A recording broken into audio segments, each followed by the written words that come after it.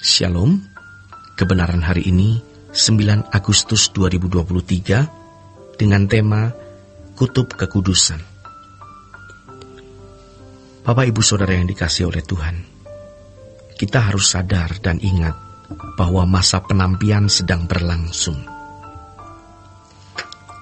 Artinya suatu masa yang mengkondisi terpisahnya mereka yang sungguh-sungguh mau hidup kudus dan yang tidak. Dunia akan diguncang dengan berbagai goncangan, dan sekarang sedang bergoncang. Bergoncang dari berbagai aspek kehidupan. Perang di Eropa yang sekarang masih berlangsung antara Rusia dan Ukraina, itu merupakan sinyal bagi kita bahwa dunia pasti berakhir. Belum lagi ancaman perang nuklir yang belum reda. Kalau sampai satu kali perang nuklir terjadi, peta kehidupan di bumi berubah total. Tidak terbayangkan. Aspek ekonomi, aspek politik, aspek sosial, aspek moral, semua bergolak. Juga ekosistem bumi ini. Dengan makin banyaknya gempa bumi, makin banyaknya terjadi pergeseran lempengan di bawah bumi, yang menimbulkan tsunami global, global warming, dan lain sebagainya. Dari aspek moral, kita melihat kebejatan manusia yang semakin parah. Perilaku manusia yang semena-mena, tidak berbelas kasihan terhadap orang lain. Juga di lingkungan orang-orang Kristen sendiri, yang fasih mengucapkan kata kasih, tetapi di dalam prakteknya, jauh dari implementasinya. Kondisi ini akan membawa manusia untuk memilih berada di kutub kekudusan atau kutub kejahatan, di mana ini membuka peluang untuk orang bisa menjadi jahat sejahat-jahatnya. Bukan hanya di kalangan orang di luar orang beragama, juga di lingkungan orang Kristen yang beragama pun kita lihat kesewenang-wenangan seseorang terhadap sesamanya.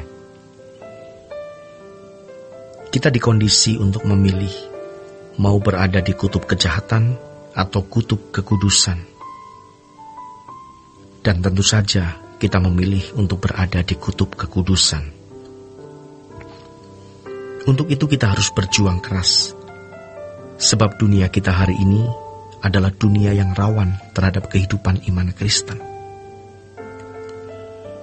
Dari apa yang kita lihat dan dengar, apalagi dalam dunia medsos, ini menjadi jendela bagi banyak hal.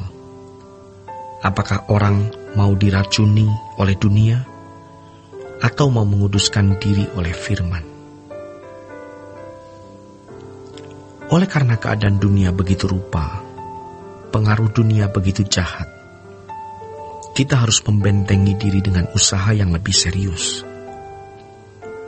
Kita multiplikasi, kita gandakan doa-doa dan pencarian kita akan kebenaran firman. Kita minta Tuhan untuk memberi penyingkapan-penyingkapan baru dari Alkitab, yang membuahkan ajaran yang bisa kita pakai sebagai pedang roh untuk menghadapi pengaruh dunia yang benar-benar jahat dan kuat ini. Yang memilih kutub kekudusan sangat sedikit karena tidak populer. Tetapi kita tetap memilih untuk berada di kutub kekudusan. Saudara yang kekasih, salah satu gerakan yang kita lakukan dan terus kita lakukan sampai dunia berakhir atau sampai kita meninggal adalah 24 jam di hadapan Allah. Selalu menghayati bahwa kita hidup di hadirat Allah. Sementara kita bekerja, kita melakukan segala kesibukan, kita selalu dalam kesadaran bahwa kita ada di hadapan Allah dan sekaligus di situ kita menjaga kekudusan. Memang kita masih berkarakter buruk, bahkan sangat buruk. Tetapi kita minta pertolongan Roh Kudus agar kita bisa mewujudkan kehidupan yang tak bercacat, tak bercela. Gandakan, multiplikasikan usaha kita mencari Tuhan. Kita harus makin serius mencari Tuhan. Untuk berada di kutub kekudusan tidak mudah. Kita akan menghadapi kuasa kegelapan yang terus akan meneror, mengintimidasi. Kuasa kegelapan yang mau merangsang manusia lama kita dibangkitkan. Sementara dunia akan gencar memengaruhi kita agar suasana jiwa kita keruh, sehingga kita bisa memiliki kesenangan-kesenangan dunia lagi, yang berarti menoleh ke belakang, mengerikan. Sebaliknya, kalau kita menjadi orang Kristen biasa-biasa saja, setan tidak perlu menyerang secara hebat, tidak perlu mendesak dan memusuhi secara tajam. Kuasa kegelapan akan memakai bukan hanya orang-orang yang tidak beragama, bahkan orang-orang beragama, teolog, dan pendeta bisa dipakai untuk menghalangi lajunya gerakan hidup suci, gerakan 24 jam di hadapan Allah. Ini bisa terjadi. Tetapi kita memandang Tuhan terus, seperti yang dikatakan dalam firman Tuhan. Orang yang mau hidup suci harus memberi diri teraniaya. Orang yang beribadah dengan sungguh-sungguh harus mengalami penganiayaan. Penganiayaan tidak selalu bersifat fisik.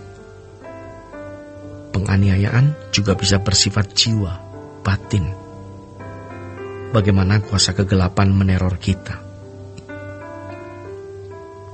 Kiranya kita berlindung kepada Tuhan, Allah yang hidup, yang tidak pernah meninggalkan kita.